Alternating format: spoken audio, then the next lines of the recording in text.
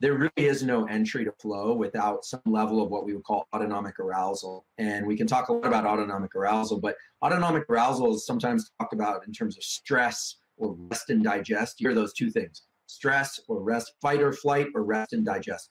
That is just one dimension of what autonomic arousal can create for somebody. And Steve and I have talked about this a lot, that there's no way to enter a highly desired state like flow without going through a few gates. And the gates are really neural gates, meaning these are going to be brain areas and connections between the brain and body. So anytime we talk about the brain, we're probably talking about the whole nervous system, brain and body. We'll use mind and brain kind of interchangeably.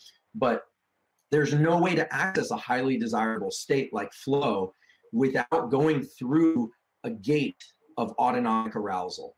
It's like saying, you want to get from here, California to New York, but you don't want to have to drive or get in a plane or get on a train. It just doesn't work. You can't teleport there. And one of the gates that's so crucial is this autonomic arousal. And autonomic arousal has some signature features like increased heart rate, increased breathing rate, dilation of the pupils, which makes your visual field literally have less depth. You can't see as much. There's literally a change in the optics of the eye. The photographers out there will understand this. It's like changing the way the lens is set so that you see certain things better than others. There are a lot of evolutionary reasons why autonomic arousal does this. But the thing to keep in mind is it's not bad. It's not stress. That elevated level of arousal is exactly the same thing you feel when you fall in love and you we have these phrases like you only have eyes for one person or something. That's because literally you're changing the visual field under these high states of autonomic arousal. It changes the way that you view the world.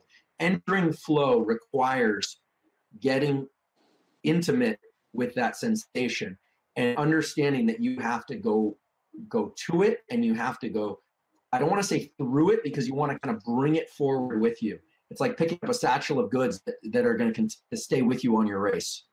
It's not like moving through a gate and leaving it behind. And so autonomic arousal in the world of flow and the discussions that we've been having, and when I say we, I mean Stephen and Rich, is a good thing.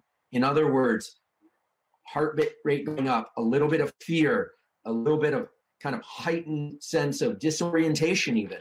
That's your indication you're heading in the right direction. You don't want to stay in that state, but that is the entry point. I'll say it one more way. I'll offer up one more analogy. You can't, unless you're some keto freak, you can't make a cake without flour, all right? Or how about this? You can't make a cake without a pan. If you're in ketosis or something, you'd be like, well, I made a cake without flour. But you get their point. It's an essential ingredient of the flow process, what we would typically call stress. Thank you, Andrew. Let me put a little framing around this for people that may help. What it looks like, so if you know anything about the flow cycle, flow doesn't work like a binary. It's a 4-stage process. The first stage is a struggle phase. Normally, we think of that as a loading phase. You're building up skills so you can perform them essentially unconsciously, right? You're trying to turn skills into habits so you can perform them unconsciously, which is what happens in flow. But struggle can also be very, very, very brief, really short. And we think it happens no matter what, as Andrew pointed out, at the front end of a flow state. So there's always going to be a bit of a flight response. So this is, you're riding your mountain bike, suddenly the terrain gets really hard, and you got to go, and just sort of dive into it and really attack it. I could be writing, and my work is the same way, and I just got to sort of like really take that stress, like you said, and really turn it in, use it to focus my attention onto the task at hand, and that's a gateway to flow. That's something that the SEALs train for, right? To take that energy, that fear, and turn it into focus for the task at hand. And with that, I'll pass it over to Rich. Yeah, well, first of all, let me just say again how wonderful it is to be on with all of you. Stephen and I have known each other for 7 years now. Andrew and I have known each other for 3 years and have been working on this. And really, just to give everybody in the audience a background, one of the things that Andrew and I came together on and found that we were both interested in was this idea of how to operate and perform in uncertainty, stress, and anxiety. And, obviously, I was always interested in deconstructing what we did in our community. And Andrew was interested in kind of looking at the lab and seeing how it maps out neuroscientifically. And so we automatically kind of gelled on that topic. And one of the things that we discovered, and I think this is funny, Stephen, because I think you and I had this, quote, argument when we first met. And it's funny because, I was first on the phone with you, you said something like, hey, you guys, I'd love to come talk to you guys. You guys must do this flow stuff all the time. And I was like, no, I want you to come talk to us because we need to do more of it, right? And the idea is that flow is obviously awesome, but it's tough sometimes to get. It's a tough state to find, which is why the work you're doing is so important. When you are in uncertainty and stress and overwhelm, sometimes flow is not easy to come by. And so I would say that guys who served in communities such as mine and continue to serve in communities such as mine actually are better at operating optimally versus at a peak. And we often talk about peak performance, and that's really, of course, the goal.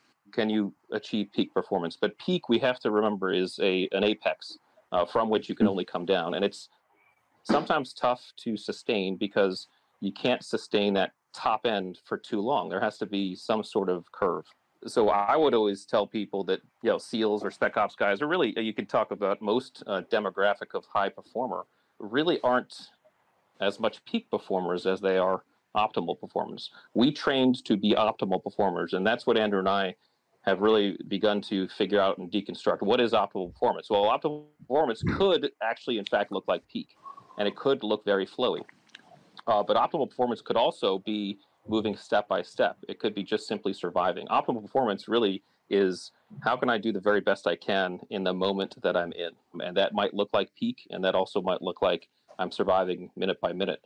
The funny kind of example I had, and Andrew and I would joke about, is when I was in SEAL training, freezing in the surf zone, any one of us, there was nothing peak about our performance, right? It was just, hey, I got to get through minute by minute. And so when we think about today's environment, when we think about people in any environment where they're just they're wrecked with challenge or stress or anxiety, it's okay to not be in flow. It's okay not to be in peak. Oh, yeah. The key is, can you move? Can you perform? If it's just step by step, that's okay too. That is optimal performance. I'm just going to move step by step.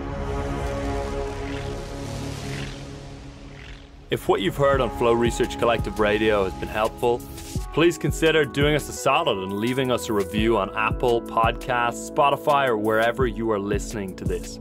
Reviews help us connect to a wider audience so we can get these peak performance principles out to more people.